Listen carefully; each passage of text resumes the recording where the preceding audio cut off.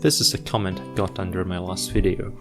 I think it expresses a valid concern. If, after all, Protestants consider the Bible to be the sole ultimate authority in matters of faith, doesn't it undermine their position if they apply changes to the contents of this authority? To answer this argument, I would like to point out two things. Firstly, the inclusion of the Apocrypha was a long-time controversy, and Protestants didn't simply modify an agreed-upon canon when Reformation happened. And secondly, there are good reasons to reject the Apocrypha, or rather to deny them the same kind of authority that the other books of the Bible possess. Now, before we go any further, I would like to remind that Luther himself didn't remove the books of the second canon from his translation of the Bible. He did deny them the same kind of authority that the books of the first canon have, but he didn't excise them from the scripture. In fact, he merely placed them in a separate section, in between the Old and the New Testament. If Luther rejected the Apocrypha as canonical simply because they didn't agree with his theology, as many people believe, why would he keep them? And since he did keep them, it goes to show that the reasons for their rejection were of historical nature. Now, as to the first point, it's true that the early Christian writers cited both the proto- and deuterocanonical books of the Old Testament in their writings. It's also true that some important church fathers, most notably Augustine, embraced the apocryphal books and considered them to be part of the canon. But we need to remember that you can consider a book to be less reliable than the core books of the scripture and still find it instructive, edifying, and meriting a citation. Therefore, we shouldn't infer the canonicity of a book from citations. And just to clarify, I'm talking about extra-biblical citations here, because I think that the lack of citations from the apocryphal books in the New Testament itself is an important argument against their inclusion. And secondly, while it is true that Augustine, who is a very respectable church father, affirmed that deuterocanonical books, it's also true that some other respectable fathers rejected them.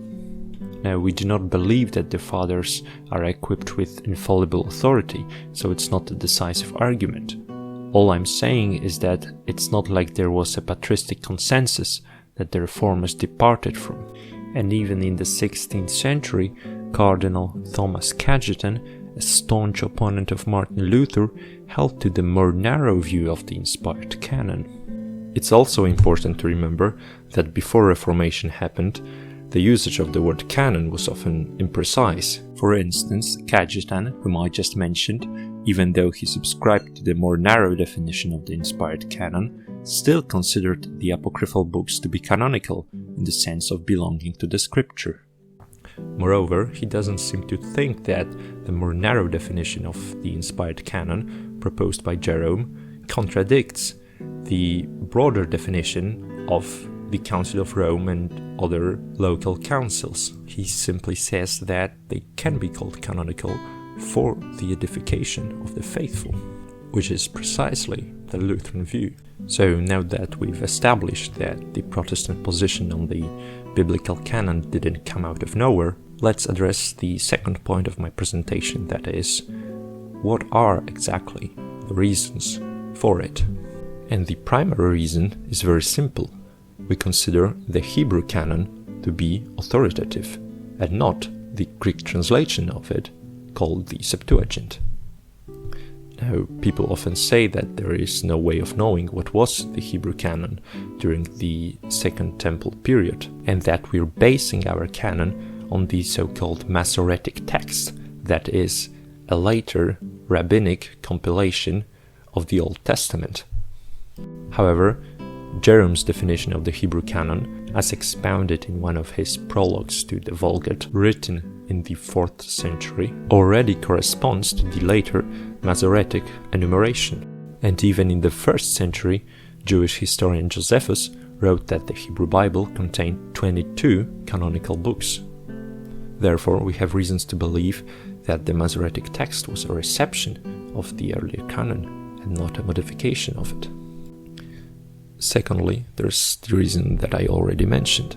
The deuterocanonical books are never cited, neither by Jesus nor his apostles, in the New Testament.